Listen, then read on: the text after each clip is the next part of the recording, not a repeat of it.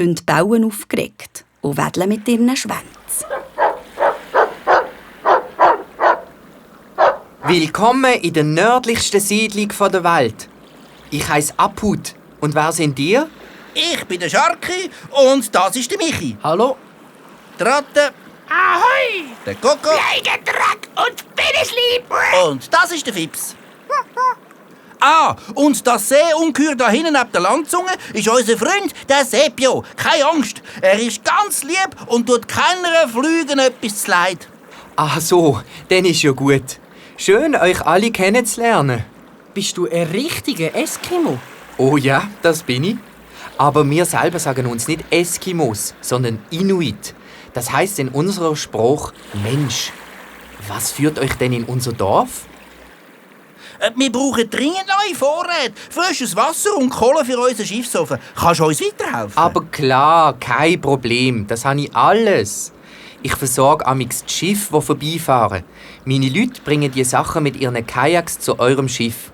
Und währenddessen lade ich euch in mein Iglu ein. Danke, aber wir müssen so schnell wie möglich weiter. Es ist dringend. Also, meine Leute brauchen schon 1 Stunde für alles. In dieser Zeit solltet ihr euch schon ein bisschen aufwärmen.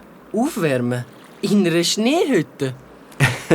Ich weiss, das klingt komisch, aber dort innen ist es sehr kuschelig und viel wärmer als draussen. Und es ist sehr gemütlich.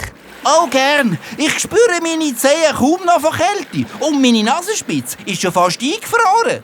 Also, los! Ich nehme euch mit dem Schlitten mit. Sind wir nicht viel zu schwer für die Hunde? Ach wo, unterschätzt nur meine Huskies nicht. Los, steigt auf, wir fahren gerade ab.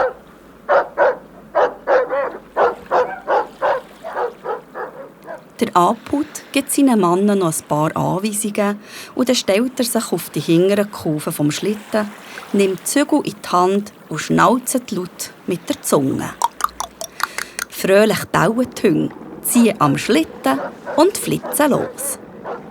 Sie gleiten an ein paar farbige Holzhäuschen vorbei und kommen dann in ein Dorf aus runden, weißen Schneehütten. Bei einem grossen Iglu in der Mitte der Siedlung stoppt der Aput seinen Schlitten. Endstation, das hier ist mein Zuhause. Wohnst du allein in diesem Iglu?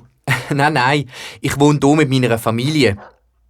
Oh, schaut mal dort unten in der Bucht.